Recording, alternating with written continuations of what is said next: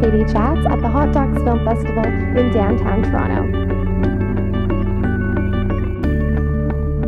I'm here with filmmaker Brahm Rosensweig. How does it feel to have your film Gun Porn here at Hotdocs? Well, you know, it feels pretty good. It's a short film, and having a short film at Gun Porn at Hotdocs is a great honor. And the name Gun Porn is sort of a controversial, sexy title. How did you come up with the title? Gun Porn describes exactly what the film is. It's almost exactly a porn movie.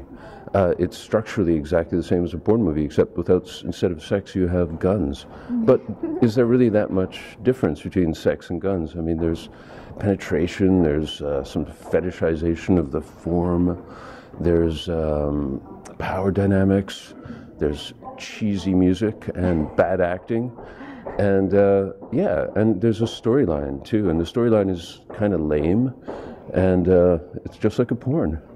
And tell me a little bit about how you met Victor Middick, the artist, and what your relationship was like from the beginning.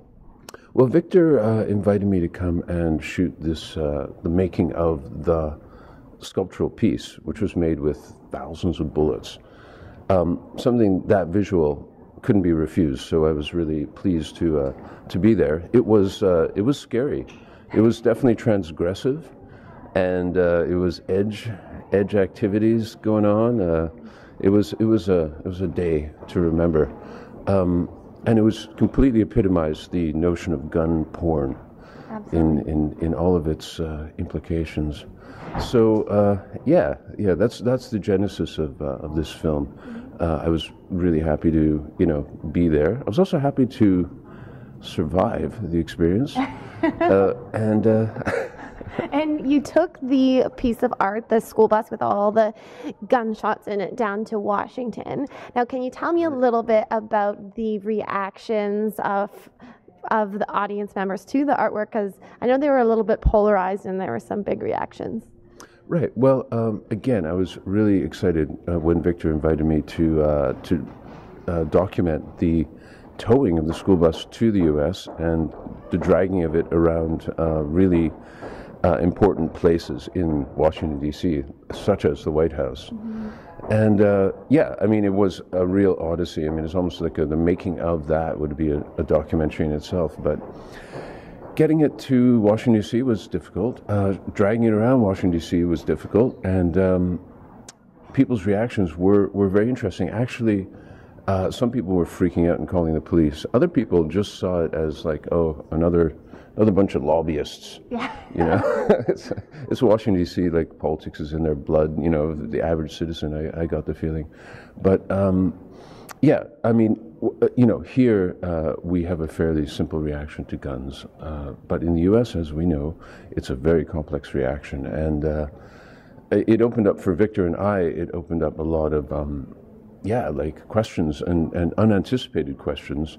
Because something like that is so polemic and so fraught with polarized opinions, and people really have strong opinions, and they're not intuitive. Like here in Canada, we're like, gun violence is bad, and killing people is bad. But in the U.S., it's not quite as simple as that. Mm-hmm. There's a lot of other issues at play. So it was, on a personal level, it was very enriching to experience that. And you made this film about the making of a piece of art, so it's a little bit meta in that sense, yeah. So how do you want audience members to respond to this film? Well, the film is about the strange and counterintuitive allure of gun culture, mm-hmm. and the darkness and the power dynamics of gun culture. So essentially, though this film is not actually a piece of art about art, mm-hmm. it is actually about gun culture and some of the insights that I gleaned from being exposed to the debate. Mm-hmm. So the film is actually about guns and really not about art. Okay. And where's the best place for us to find out more information on gun porn online? You can check out gunporn.com. Great.